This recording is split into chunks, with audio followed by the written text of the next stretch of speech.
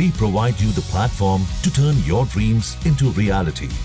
Give wings to your aspirations with KR Mangalam University.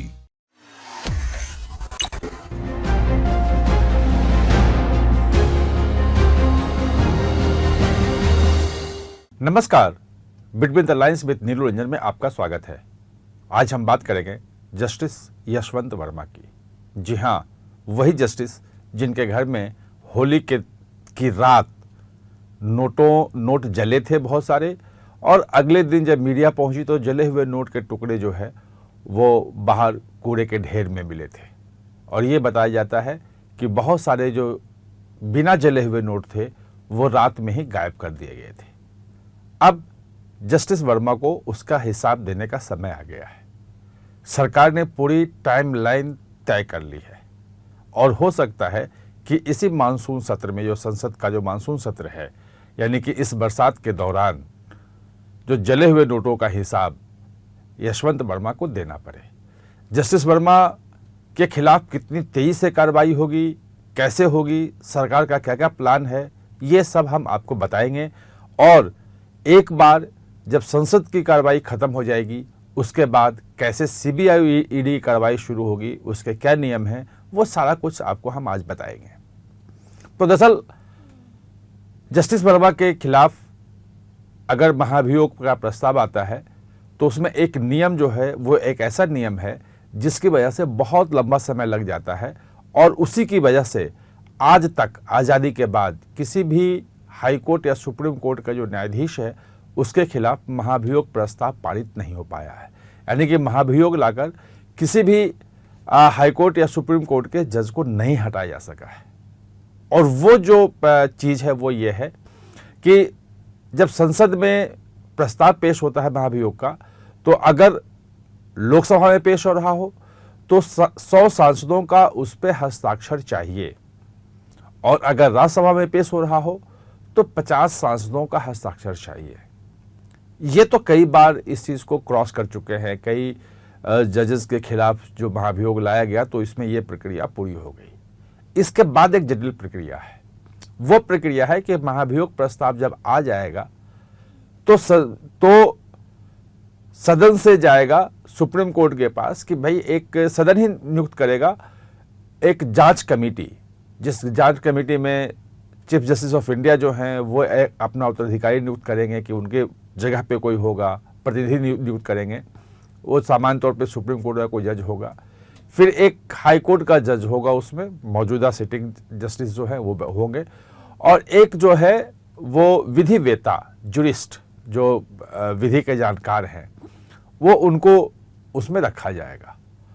वो committee जब बनेगी तो कमेटी में पूरी सुनवाई होगी। उसमें जो जिस जज के खिलाफ महाभियोग प्रस्ताव लाया गया है उसको भी अपना पक्ष रखने का मौका दिया जाएगा, और उसकी रिपोर्ट अगर उस जज को क्लीन चिट दे देती है तो फिर उस जज के खिलाफ महाभियोग नहीं चलेगा।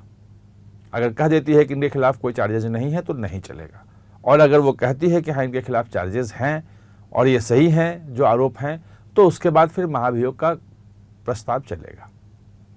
तो अभी तक ये जो पेज था, सरकार में जो ऊपर लेवल पर हमारी बातचीत हो रही है वो ये कह रहे हैं कि इसमें जो मानसून सत्र में जो प्रस्ताव आएगा महाभियोग का, उसमें कमेटी बनाने की जरूरत नहीं पड़ेगी।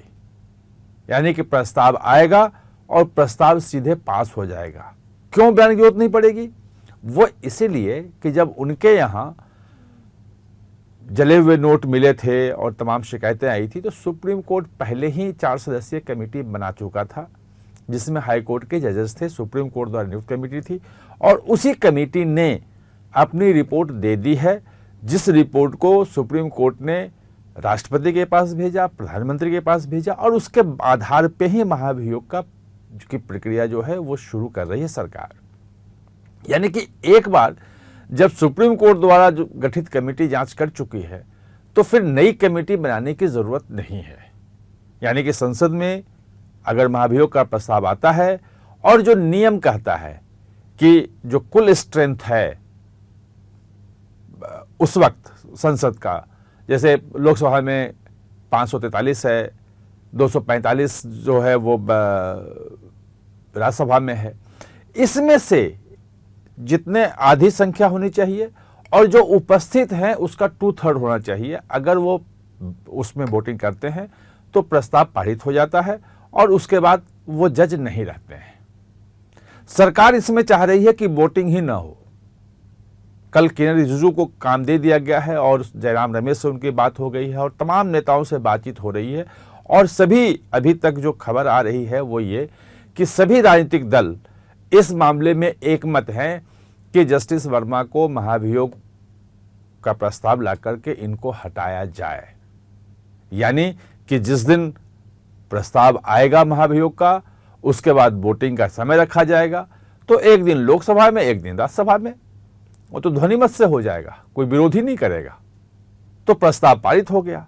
प्रस्ताव जैसे ही पारित होगा उसके बाद जस्टिस वर्मा जस्टिस नहीं रहेंगे, वो पद से हट जाएंगे। दिल्ली हाईकोर्ट से जिस ढंग से उनको इलाहाबाद हाईकोर्ट भेजा गया और वहाँ गोपनीय तरीके से चैम्बर में उनको शपथ दिला दी गई कि भाई आप यहाँ पे हाई कोर्ट में है, काम नहीं मिला है उनको, वो जस्टिस नहीं रहेंगे। और जब वो जस्टिस नहीं रहेंगे तब क्या होगा?